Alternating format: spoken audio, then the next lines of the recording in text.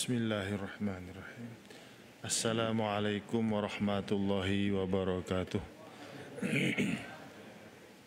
Bismillahirrahmanirrahim. Alhamdulillah wassalatu wassalamu ala Rasulillah wa ala alihi wa ashabihi wa man tabi'a wa mawalah. Allahumma salli ala Sayyidina Muhammadin Nabil Ummi wa ala alihi wa sahbihi wa sallim, amma ba'd.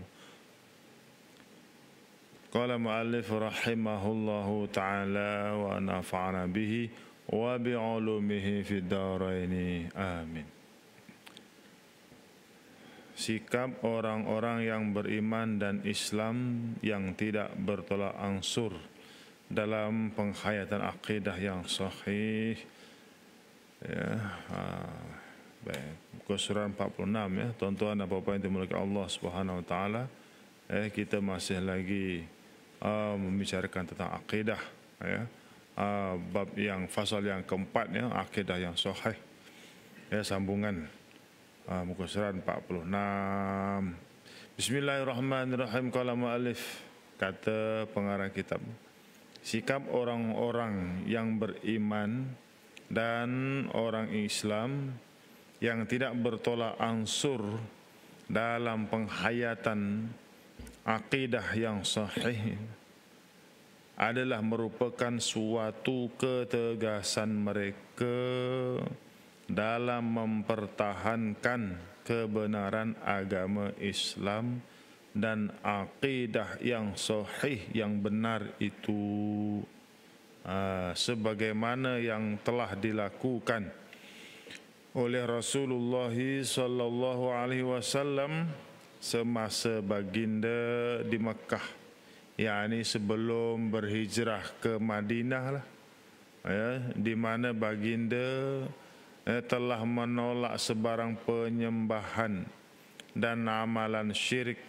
yang dilakukan oleh kafir-kafir Quraisy dan orang-orang musyrikin di Mekah yang menyembah berhala-berhala. Kafir-kafir Quraisy dan orang-orang kafir musyrik ini yang di Mekah itu kan telah memujuk, kan, dia telah memujuk dan mengajak Rasulullah sallallahu alaihi wasallam dan para pengikutnya, kan, menyembah Tuhan ataupun menyembah berhala-berhala, patung-patung mereka itu selama setahun. Dia kempen, dia pujuk ya, untuk istilahnya apa, berlapang dada lah, menerima hakikat ya, sebagai masyarakat majmuk di Makkah itu, menerima kepelbagaian anutan dan agama atau kepercayaan, maka sebagai untuk menunjukkan agama yang toleran, maka bolehlah bergilir-gilir gitu. Gitu. Tahun ni sembah ataupun ikut penyembahan orang-orang Quraisy, orang-orang kafir penyembah berhala itu. Tahun dia, selama setahun. Kemudian mereka berjanji akan menyembah Tuhan yang disembah oleh Nabi Muhammad sallallahu alaihi wasallam pula selama setahun. Setahun agama berhala, setahun agama Islam. Dibujuknya Nabi Muhammad sallallahu alaihi wasallam untuk menerima. Tak payah gaduh-gaduh lah macam inilah man, ya, kita kongsi-kongsi lah ya. Kongsi kepercayaan, kita bergilir-gilir, kan. Yang ekstrim lagi ya, nanti kalau anda kata aku rasa Islam tu betul, aku ikut lah. Tapi kalau anda kata aku rasa agama kepercayaan nenek moyang aku lebih betul, aku akan tetap dengan agama aku lah. Kan? Jadi ini Nabi dan kaum muslimin yang lain walaupun ketika itu mendapat tekanan ataupun ujian lah, kalau bahasa mudah kena musibah, ancaman, tekanan, sehingga ada yang dibunuh kan. Tapi apa sikap Nabi dan kaum muslimin ketika itu? Tetap tegas, tidak ada kompromi dalam urusan akidah, tak ada tolak ansur dalam urusan akidah yang melibatkan kepercayaan dan keimanan. Tak ada tolak ansur langsung. Gitu. Biarlah apa cara, apa keadaan sekalipun yang mereka akan terima, ancaman-ancaman seterusnya, tetap dalam bab keimanan, tauhid kepada Allah, tak boleh bertolak ansur. Gitu ya. Kenapa? Kerana agama Islam itu agama suci, maka kena jaga, pelihara kesucian agama itu di dalam hati. Jangan sampai ada unsur-unsur menerima kepercayaan atau konsep agama yang selain daripada Islam. Gitu kan. Itu jaga tu. Jadi kita akhir zaman ni dah tuan-tuan, kena begitulah, kena tegas. Dalam bab keimanan ini tak ada kompromi. Kalau dalam bab syariah, dalam bab fiqah, ada boleh taklid mazhab, boleh kan,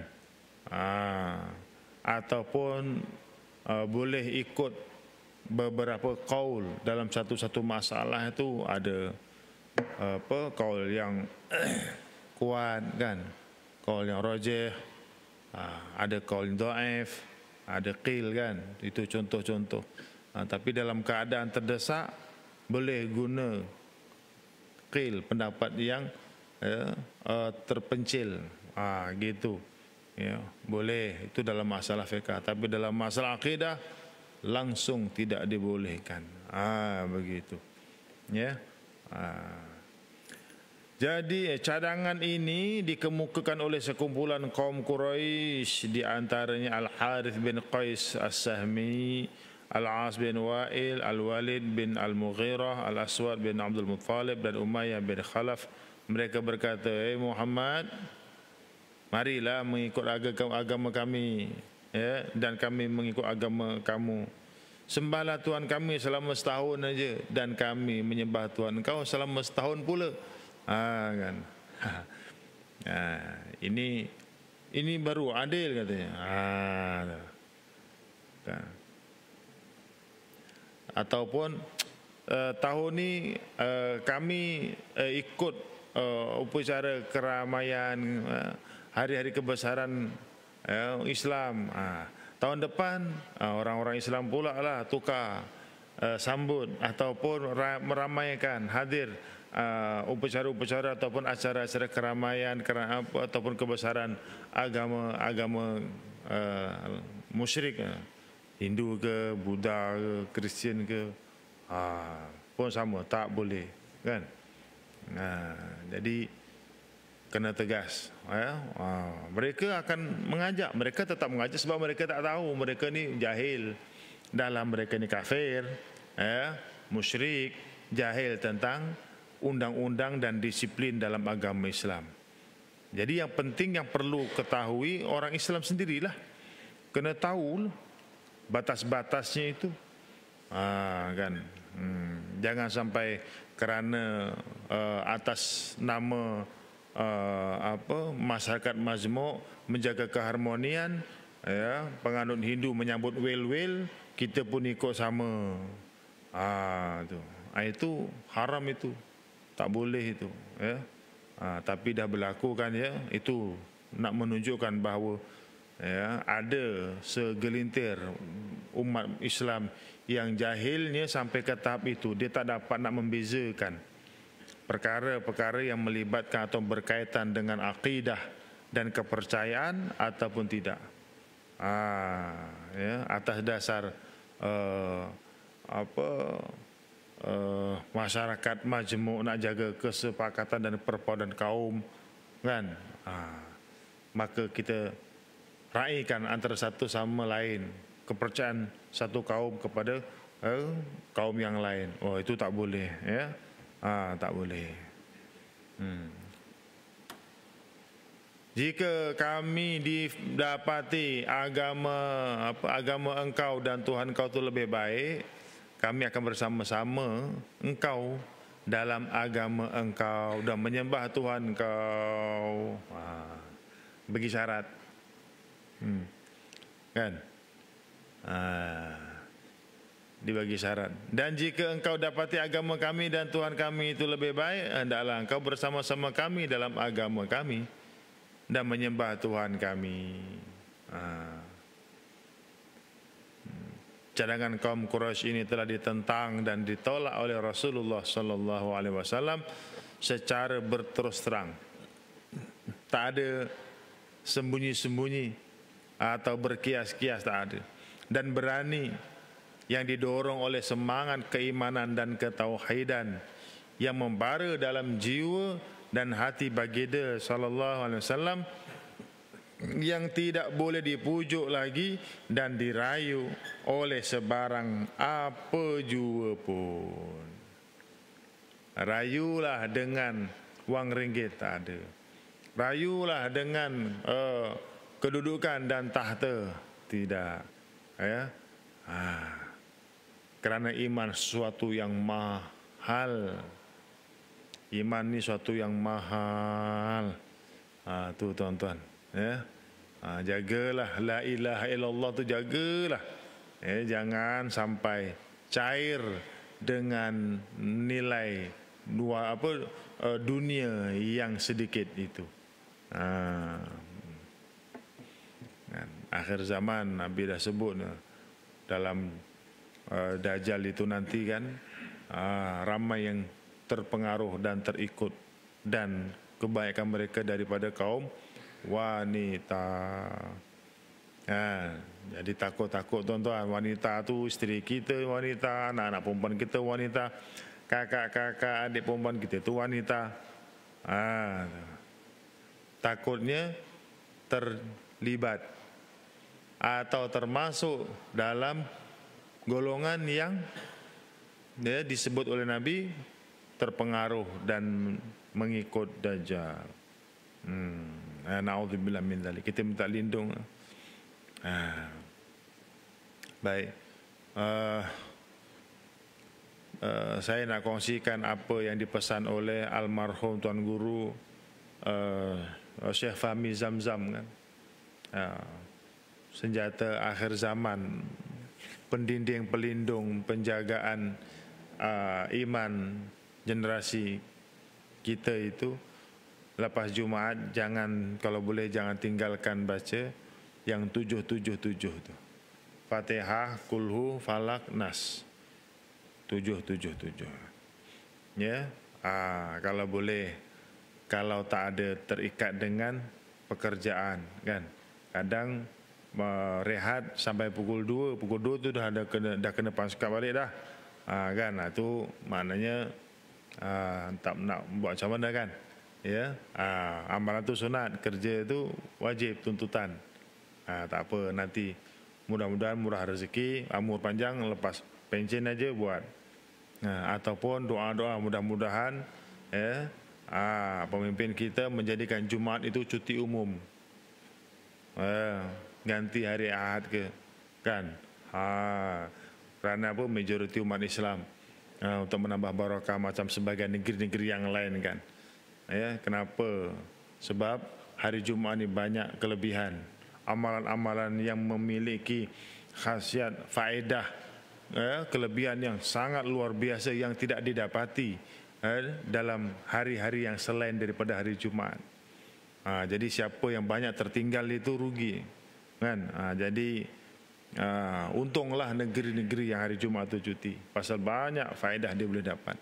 Ya, antaranya tadi itu baca 7 Fatihah, 7 Kulhu, 7 Falak, 7 Anas, kemudian tutup dengan doa Allahumma ya Ghaniyyu ya Hamid ya Mubdi'u ya Mu'id ya Rahimu ya Wadud aghnini bihalalika an haramik wa bi ta'atika an ma'siyatik wa bi fadlika amman siwak. 3 kali. Itu Ya, ditambah pula almarhum ada menyebut Allahumma ghnini bi fadlika amma siwaka wa bi halalika an haramika. Dia ada dua versi. Tapi yang saya sebut ini versi yang lain lah. Allahumma ghnini bi fadlika amma siwaka wa bi halalika an haramika. Dia lebih kurang aja. Itu sebanyak 70 kali selepas solat Jumaat. Ketika masih, kalau boleh ketika masih duduk tawaruk gitulah. Duduk. Kan kalau orang dulu macam itu kan. Ya, saya nampak masa saya kecil-kecil dulu, kalau kat kampung itu, orang tua kita, yang lain dah balik kau tak balik-balik lah. Puas dah kita main apa, celurutan dekat emper itu kan. Itu kan tilenya kan licin. Celurut kata orang Jawa kan. Orang tua orang itu tak habis-habis lagi. Duduk lagi, kita pun apalah yang dibaca ni, waduh, kan. Rupa-rupanya itu rahsianya ada dalam kitab menyebutkan demikian. Tok Guru pun pesan, amalkan. Apa kelebihannya? Kata Syekh, nanti Allah akan berikan kelebihan, anaknya terjaga imannya, anaknya anak soleh. Gitu. Sekalipun tak menjadi orang besar, sekalipun tidak menjadi orang berpangkat tinggi, tetapi dia soleh. Soleh ni dia lebih tinggi daripada orang yang berkedudukan tinggi. Sebab itu orang yang kedudukannya tinggi kok dia soleh, itu memang sangat luar biasa. Jadi amalkan itu untuk orang Jawa cakap gaman akhir zaman. Senjata akhir zaman. Itulah dia. Untuk ikhtiar kita, semoga anak-anak kita, generasi kita itu dipelihara, dijaga imannya oleh Allah Subhanahu wa taala. Kalau bukan kerana rahmat Allah, pemeliharaan daripada Allah, penjagaan daripada Allah, pasti kita tak mampu nak membentuk anak itu sendiri, tak mampu membentuk manusia itu sendiri. Sebab manusia punya akal fikiran masing-masing, ada buah fikiran masing-masing dan ada nafsu. Tapi kalau andai kata Allah dah bantu kita, insya-Allah kita yakin lepaskan ke mana pun, ikat dengan wirid kita. Ikat dengan wirid. Doa tu doa, tapi sebenarnya lebih kuat tu wirid kita. Wirid. Sebab tu jangan tinggalkan wirid. Siapa yang dah ada anaknya ramai, atau dah mula besar-besar, jangan dikurangi wiridnya, bahkan ditambahkanlah wiridnya itu. Wiridnya tambah. InsyaAllah barakahnya itu Allah jaga. Sekurang-kurangnya penghujung hidupnya husnul khatimah. Gitu. Seiringan dengan peristiwa ini, Allah Subhanahu wa taala menurunkan wahyunya untuk menguatkan lagi semangat keimanan dan ketauhidan yang berlandaskan akidah. Firman Allah taala, Bismillahirrahmanirrahim. Qul ya ayyuhal kafirun la a'budu ma ta'budun wa la antum 'abiduna ma a'bud wa la ana 'abidum ma 'abadtum wa la antum 'abiduna ma a'bud lakum dinukum waliyadin. Surah Al-Kafirun. Katakanlah olehmu wahai Muhammad, ini Allah Ta'ala ajar ni, bagi cara macam mana berhadapan dengan orang-orang kafir Quraisy yang banyak sangat offer yang macam-macam, tawarkan yang macam-macam. Nak tukar bergilir-gilir lah apalah. Cakap aja macam ni Muhammad, cakap aja macam ni untuk nak menghentikan perancangan mereka itu, kehendak dan keinginan mereka itu. Katakan macam ni, hei orang kafir, hei orang-orang kafir. Tak ada masalah kan sebut hei orang-orang kafir kan. Dalam Quran ada sebut gitu kan. Qul ya ayyuhal kafirun. Ya, takkan kita nak sebut, hei orang-orang yang bukan Islam. Ya, dah. Kalau kafir sebut kafir lah. Tapi kalau nak kira brutal lagi, ya, Nabi Muhammad SAW berhadapan dengan yang betul-betul orang kafir Quraisy. Bukan cakap dalam masyarakat yang berbilang-bilang kaum, agama, bangsa, tak ada. Allah perintahkan suruh cakap dengan orang-orang kafir Quraisy ini. Kul, katakan olehmu. Kata macam mana? Ya ayyuhal kafirun. Hei orang-orang kafir. Hei. Terus direct. Jadi kalau nak kira adab tu, Rasulullah tu lebih beradab lagi daripada kita. Ya, dan itulah cara yang Rasulullah ajarkan. Cuma kadang-kadang kita ni, ya, ada masalah dalam hati. Ya. Terlalu kadang-kadang tak berapa nak jaga hati orang-orang Islam dengan bersungguh-sungguh, dalam masa yang sama nak jaga hati orang-orang kafir. Orang kafir tak suka sebut kafir, maka orang Islam yang jahil ini dia tak berusaha untuk menerangkan apa yang dikatakan kafir itu dan kenapa disebut kafir. Sebaliknya, bagi tahu janganlah sebut orang kafir, cakaplah non-muslim. Kata-kata yang seiring dengan kehendak naluri orang kafir sendiri. Ini masalah, itu masalah hati. Ya, sepatutnya bila ada isu gitu, orang-orang Islam kena mempertahankan dan menerangkan dan menjelaskan kenapa kafir dan apa makna kafir. Bukannya kalimat itu menghinakan dan mengaibkan. Kalau menghinakan tu ada kalimah yang lain yang menghinakan. Kan? Orang-orang tauhid. Itu tauhid kan sesat. Orang kafir sesat ke tidak? Sesat kan? Sesat. Tapi tak sebut ya ayyuhat tauhid. Tak ada. Ya ayyuhal kafirun. Orang-orang kafir. Cuma seperti yang saya dah sebut sebelum ni, mungkin ya, dalam konteks masyarakat majmuk yang bercampur-campur kita dalam majlis, ada orang yang bukan Islam, jadi kita kena sebutlah, ya, Assalamualaikum kepada saudara Muslim, saudara Islam kita, ya, dan selamat pagi kepada saudara non Muslim. Itu okeylah, janganlah pula dan selamat pagi pada orang-orang kafir. Itu tak boleh lah, itu adab komunikasi. Kan? Ada komunikasi. Itu semua ada ilmunya kan. Tapi jangan sampai menafikan langsung, menyanggah langsung penggunaan kafir itu secara mutlak. Tak boleh. Tepuk tanganlah orang-orang kafir itu. Gitu ya. Hei orang-orang kafir, la a'budu ma ta'budun. Aku tidak akan menyembah apa yang kamu sembah. Wala antum ma'biduna ma'bud.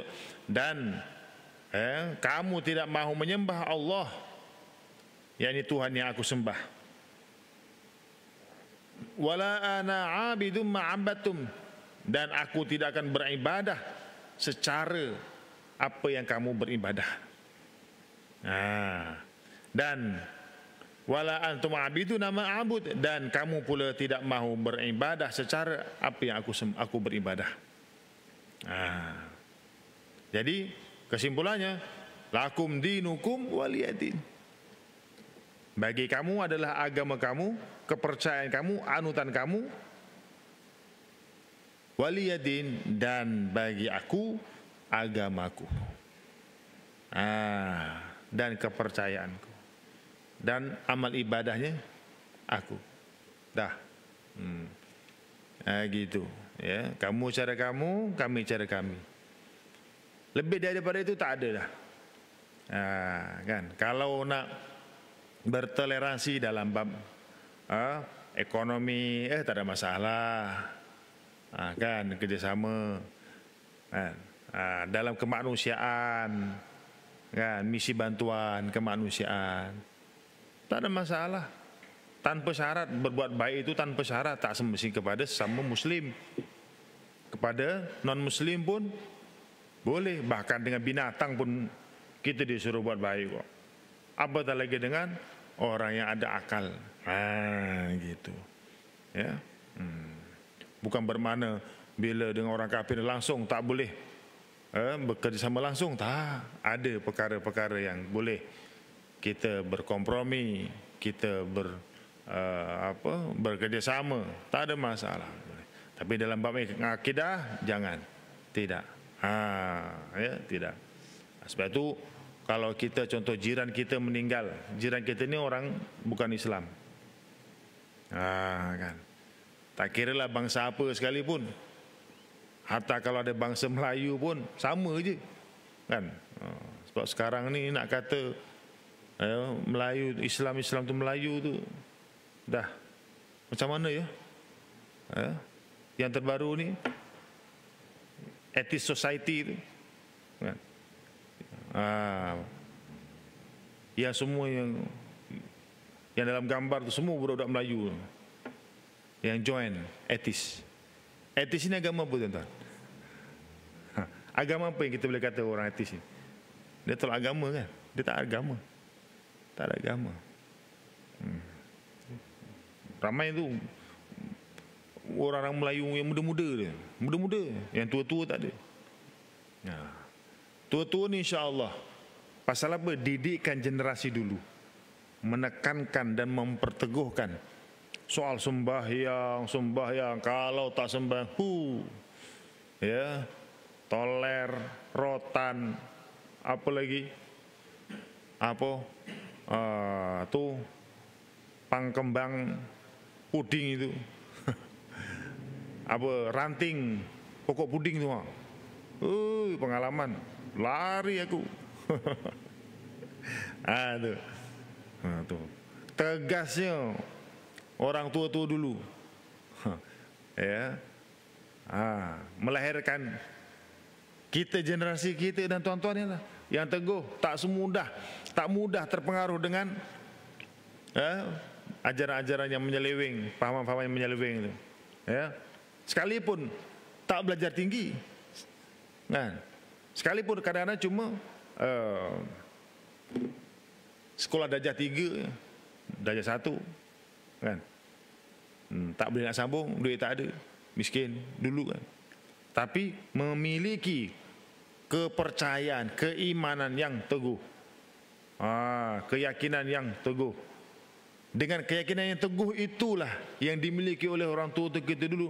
Mereka tak risau langsung soal rezeki, sekalipun mereka kais pagi makan pagi, kadang-kadang kais petang makan petang, kadang-kadang kais pagi pun tak dapat, hujan, noreh getah, tak dapatlah noreh, kan?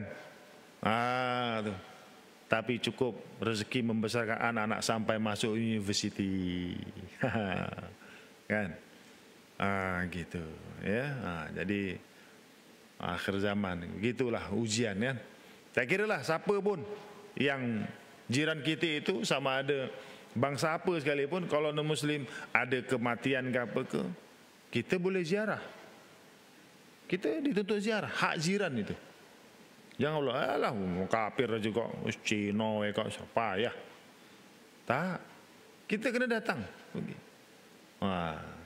Tapi kena tahu waktunya lah.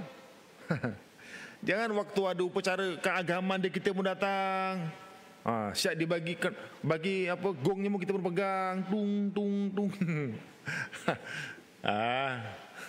Konon apa nak meraihkan ataupun apa menunjukkan kebersamaan. Jangan. Adalah sepadan-sepadannya. Kan, kita datang ziarah, sekarang ziarah memberi penghormatan terakhir, ya, ucap takziah, ya. Takziah, sabar ya. Kan. Dia kawan sangat baguslah, ya, baguslah. Ya, risaulah, ya. Dia baik. Itu je lah. Jangan cakap mudah-mudahan masuk syurga.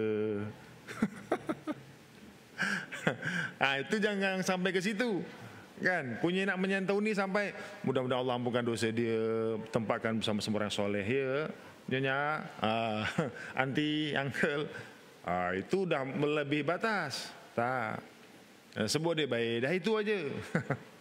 Kan. Tapi nanti kalau time upacara yang disujud itu kan, ada upacara dia kan, tu janganlah kita begitu, tak apa, sorry, minta maaf, ya kami orang Islam setakat ini aja, kalau untuk ini tak boleh, sorry ya, sorry. Sekarang yang baik, mereka pun faham. Bila kita memahamkan. Tapi kalau anda kata kita terlalu nak menjaga hati sebab pasal jiran, selalu bagi pinjam duit, pinjam kereta, kan? Kita pun semua kita belasah, kan? Bawa limau sekali satu ancak, letak kat depannya, coloknya pasangkan sekali, ya. Lepas tu bawa nangis lagi, kan dapat duit. Itu tak boleh ya tuan-tuan. Ya, dapat dulu dapat. Ikut mengiring kawan saya lah, bukan saya. Dekat Sungai Besar tu, Sungai Besar. Dia tengok aja. Kalau ada kematian beratur je. Ada orang ini ikut kat belakang sekali. Pegang toilet good morning. Kalau kat sana lah, sini tak tahulah. Sebab saya kat Sungai Besar tu kerap kan, dengan kawasan orang Cina, kalau kematian beratur pegang toilet good morning, muka sedih je. Katanya apa? Nanti dah selesai tu dapat duit, masa tu RM10. RM10 kenyang medang. Kawan saya ingat lagi dah. Saya tak tergamak lah. Baik, itu dia. Jadi kalau anda kata ada perkara-perkara yang melibatkan kepercayaan keagamaan, kita kena terkecuali. Kita kena beredar. Jangan duduk situ. Baik, sekalipun Pak Imam. Ustaz lagi ya, jangan.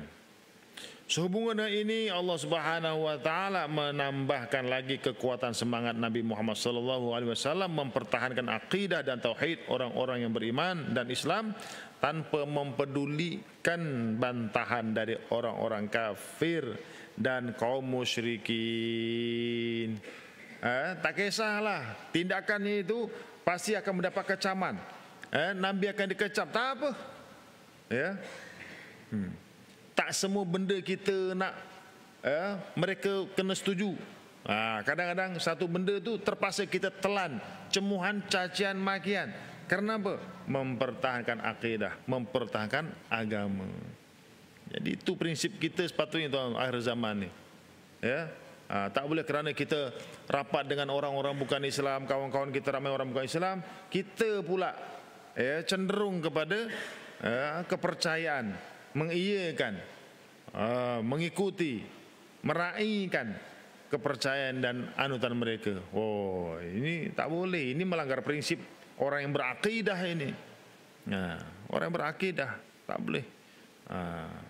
Nanti apa kata mereka? Apa kata dia orang, Ustaz? Apa kata dia orang? Ya, apa kata Allah? Dalam bab akidah jangan, kena tegas. Gitu. Jadi kita kena terangkan. Orang Islam kena terangkan. Kalau tak, sampai bila tak akan faham kan?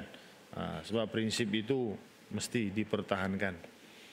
Firman Allah Ta'ala, fasda' bima tu'maru wa a'rid 'anil musyrikin.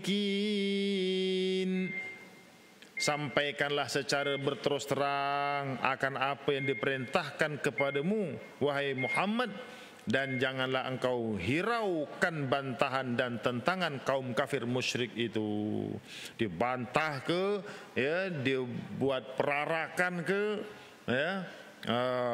buat memorandum ke, buat piket ke, kan? Peduli kan? Peduli kan? Yang penting akidah terjaga. Itulah perjuangan Nabi Muhammad sallallahu alaihi wasallam dan kaum muslimin di Mekah ketika itu, tuan-tuan, dahsyat tuan-tuan. Ya. Kalau setakat sekarang dikritiklah, dibodoh-bodohkanlah, sikit kecil sangat, kan?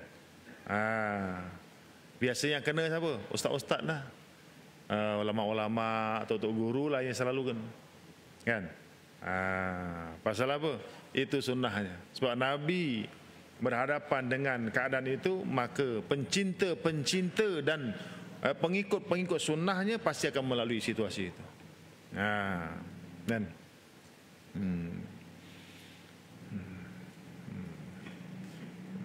tapi jaga-jagalah tuan-tuan ya, jangan pula kita termasuk dalam golongan penghina, pencaci ulama. Jangan, hilang berkat. Hilang berkat, ya, hidup susah. Kan Nabi pernah bersabdakan, nanti datang satu masa, ya, di kalangan umatku nanti, mau akhir zaman lah kita ni sekarang ni, ya firruna minal ulama, mereka melarikan diri, menjauhkan diri daripada ulama, seperti mana kambing menjauhkan diri, melarikan diri daripada zibun, daripada serigala. Ya. Hati-hati, kalaulah ramai umat Islam melarikan diri dari ulama, maksudnya tak hirau pesanan ulama, tak peduli nasihat ulama, bahkan mencerca, mengkritik. Kritik tu okeylah ni, cerca, maki, hamun dan sebagainya. Nanti Allah akan balakan dengan 3 bala. Yang pertama, diangkat barakah, hilang berkah.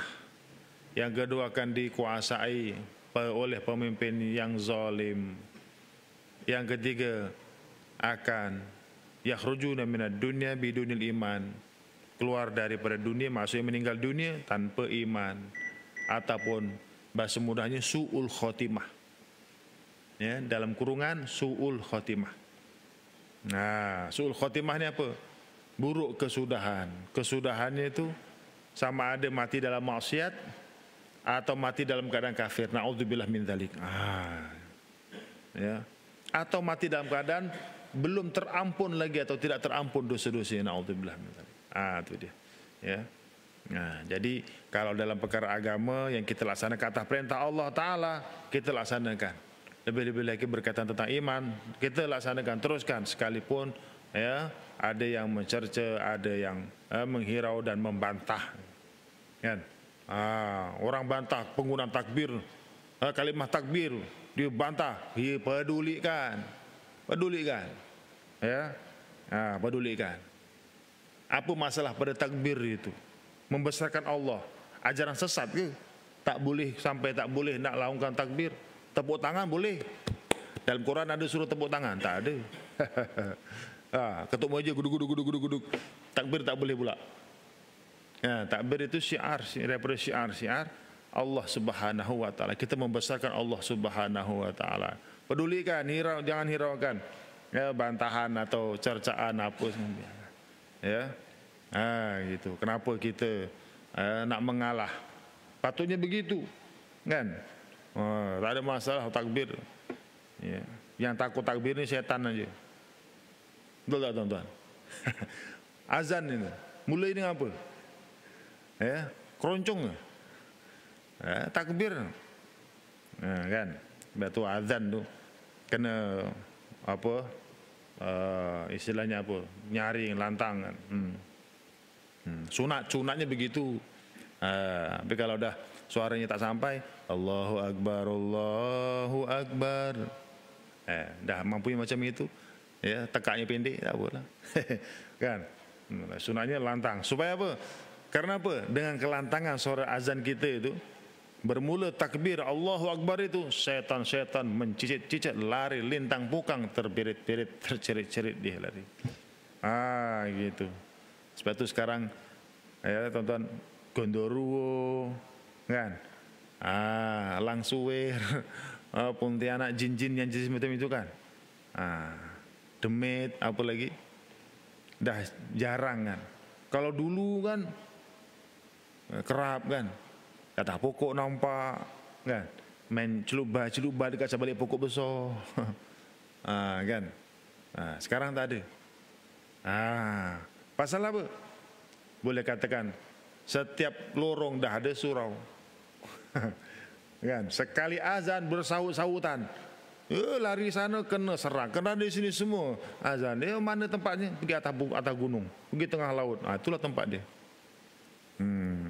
Ya, itu contoh. Jangan hiraukan. Fasda' bima tu'maru wa'arid 'anil musyrikin. Firman-firman Allah Ta'ala tersebut adalah menjadi dalil bahawa akidah yang sahih tidak bertolak ansur dalam menanamkan keimanan dan tauhid ke dalam hati seseorang manusia. Kena tanamkan betul-betul. Dan tidak memperdulikan sebarang usaha dari orang-orang yang tidak bertanggungjawab yang cuba hendak memesongkan akidah dan keimanan seseorang. Baik.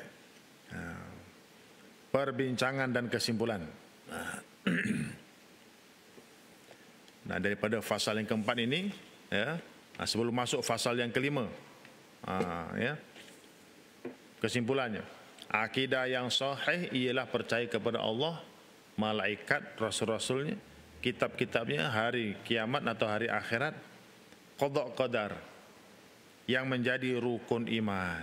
Ya, tolak satu batal semua. Bukan tolak satu tinggal 5. Ya, tak percaya qada qadar. Ya, semua rukun iman yang baki itu hilang. Tak percaya hari kiamat, habis semua. Jangan kata percaya, ragu aja. Kiamat ni ada tak agak-agaknya? Aku rasalah. Rasa-rasanya mungkinlah tak ada lah aku. Lain kot ni. Dia ragu aja, habis. Kan, habis. Batal imannya. Wajib taubat. Mengucap semula. Yang kedua, akidah yang sahih yang berlandaskan dalil-dalil syar'iyah dari Al-Quran dan As-Sunnah menjadi asas agama Islam. Ya, akidah yang sahih yang rujukannya berdalilkan dalil syar'i yang bersumberkan Al-Quran dan As-Sunnah itu menjadi asas, ya, dalam agama Islam. Kan? Itu yang kita mengaji sifat 20 tu, tuan-tuan. Sifat 20 tu semua ada dalam Quran, dalil-dalilnya itu. Kan? Dalil Allah Qudrat ada dalam Quran. Dalil Allah Ta'ala berilmu ada dalam Quran. Kan? Dalil Allah ada sifat berkehendak. Fa idza arada syai'an ayaqula lahu kun fayakun, itu kan. Ada. Jadi semua sifat-sifat 20 yang kita belajar itu, ya, yang tuan-tuan belajar semua itu, sebenarnya itu semuanya ada dalam Al-Quran. Cuma disusun mengikut ijtihad ulama untuk memudahkan, ya, umat Islam belajar basic untuk mengenal Allah. Itulah dia sifat 20. Tapi bukan bermakna Allah tu sifatnya 20. Jangan salah faham. Sebab tu kena mengaji. Jangan cuma baca aja. Ya. Jangan mengetikotkan pula Allah tu sifatnya 20. Itu salah. Jadi sesat itu. Kan? Dan Allah Ta'ala sifatnya ada permulaan dan ada kesudahan. Permula-mula apa? Wujud. Ya. Yang terakhir apa? Mutakaliman. Tak boleh. Sebab sifat Allah tidak bersusun. Habis itu disusun-susun, itu kan untuk memudahkan kita belajar, ikut turutan. Kan? Manusia ini lemah. Kalau tak disusun macam itu, murat marit, cacat merbah. Gitu. Ya. Jadi semua tu ada dalilnya. Ya. Baik.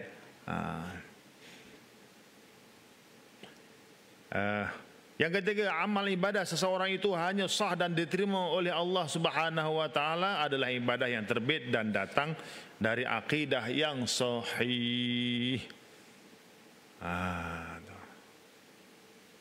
Jadi macam mana tu?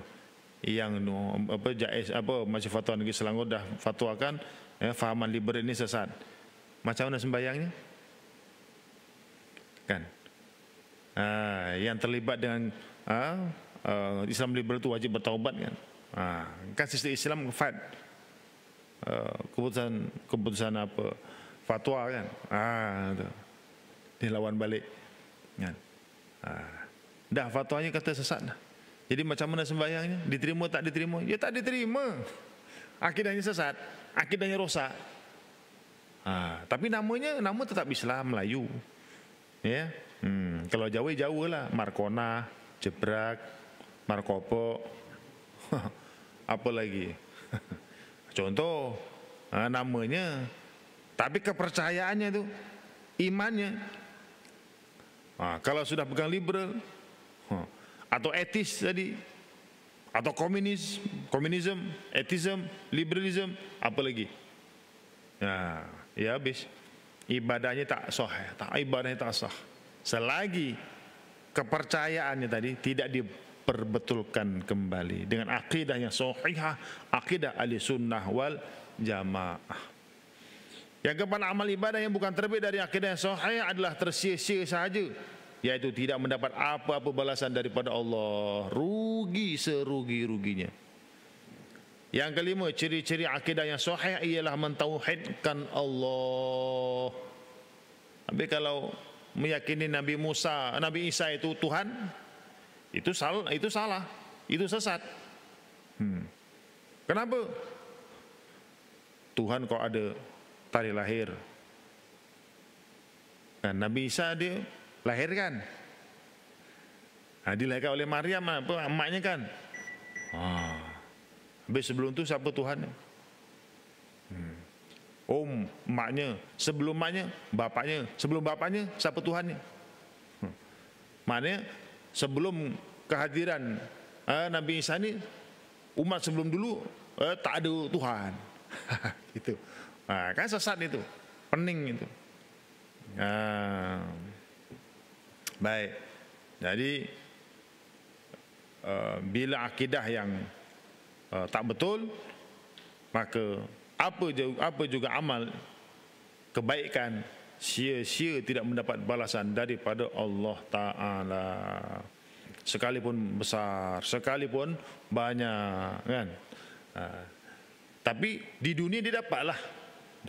Contoh orang-orang yang kafir, orang-orang bukan Islam, orang-orang fasik, dibuat baik, tolong orang, pemurah, suka sedekah, suka derma, hormat mak ayah, mereka dapat keberkatan hidup di dunia itu dapat. Dia dapat manfaat daripada kelebihan yang dilakukan, kebaikan daripada dia kepada kedua orang tuanya. Dia dapat balasannya kat dunia je lah. Balasannya kat dunia. Ikhlas dia, ikhlas. Tapi di akhirat dia tak dapat. Pasal apa? Pahala ni untuk akhirat. Pahala ni bukan kat dunia, pahala ni untuk akhirat. Sebab bila pahala ni untuk akhirat, jadi tak semua orang Islam ni bila buat amal yang pahalanya besar-besar, dunia pun dia dapat besar-besar. Kalau gitu ramai orang masuk Islam. Pasal apa? Rajin sembahyang je terus jadi jutawan. Kan? Doanya lama, iktikaf kat masjid, nanti tanaman subur tiba-tiba. Panen terus. Kan? Tengok orang Islam kalau sembahyang lama-lama kalau dia pergi laut penuh sampan. Contoh kan. Ramailah orang masuk Islam. Pahala ganjaran ni rahsia Allah SWT untuk hamba-Nya besok di akhirat besok. Sebab itu di dunia ni kadang-kadang ada orang Islam susah, melarat, miskin, fakir. Itu ujian. Allah nak naikkan darjat dia, pangkat dia, pahala dia besar besok di akhirat. Kan? Yang orang kafir pula, senang, lenang, zalim lagi tu. Tak apa, dia kat dunia je. Kat dunia je dia dapat. Sebab dunia ni syurga untuk mereka. Tapi besok kat akhirat besok tak ada. Sebab apa? Akidah tak betul. Syirik kepada Allah Ta'ala. Baik. Iaitulah ma'atiqokan dengan etikot yang pasti dan tetap. Itu akidah mentauhidkan Allah Ta'ala itu. Ya, dan Allah itu Maha Esa dan tidak ada yang berhak disembah selain daripada Allah Ta'ala. Dalam hati tidak ada yang sangat berhak mustahak untuk disembah selain daripada Allah. Tidak ada yang sangat gagah perkasa berkuasa menentukan segala-galanya selain daripada Allah Ta'ala. Tiada yang mampu yang menjamin memberi rezeki, hidup, kesejahteraan hidup, ya, kejayaan dan seumpamanya itu selain daripada Allah Ta'ala. Tak ada. Jadi bila memahami akidah begini, semua yang dikerjakan oleh umat Islam, kita semua kita usahakan, kita ngebon, kita nyawah, kita bendang samalah tu. Ya, kita ngupah sana, kita kerja kilang ke, nyawit, apalagi. Ya, apa-apalah, semua tu orientasinya Allah, orientasi akhirat. Kan? Gitu. Tak ada yang lain daripada Allah Ta'ala. Jadi kalau ada kata hasilnya bagus, alhamdulillah, yang dinampaknya Allah, bukan dinampaknya berbaloi, rajin baju, kan, rajin nyangkul najak, tak, Allah, kan. Bila kurang hasilnya, ya sabar, syukurlah mana yang ada ujian, sebab yang menentukan hasil atau tidak itu hanyalah Allah. Kita hanya berusaha. Jadi hidup orang beriman ini santai. Kenapa? Hidupnya untuk Allah, kerana Allah, kepada Allah. Selesai. Baik, untung, baik, rugi, baik, susah, baik, senang, baik. Kenapa? Kerana beriman kepada qada qadar Allah Subhanahu wa Ta'ala. Yang keenam, sesuatu amalan. Itu kita akan sambung lagi lah pada minggu bulan akan datang, insya-Allah. Wallahu a'lam bishawab. Tahun depan lah sambung. Ya, sambung tahun depan. Ya, rehat lama sikit. Insya-Allah. Bismillahirrahmanirrahim. Alhamdulillah. Wassalatu wassalamu ala asyrafil anbiya'i wassalamu ala rasulillah. Allahumma inna nastaghfiruka ma 'alamtana fardudu ilaina 'inda hajatina ilaihi wa la tunsina ya rabbal alamin. Walhamdulillahirabbil alamin.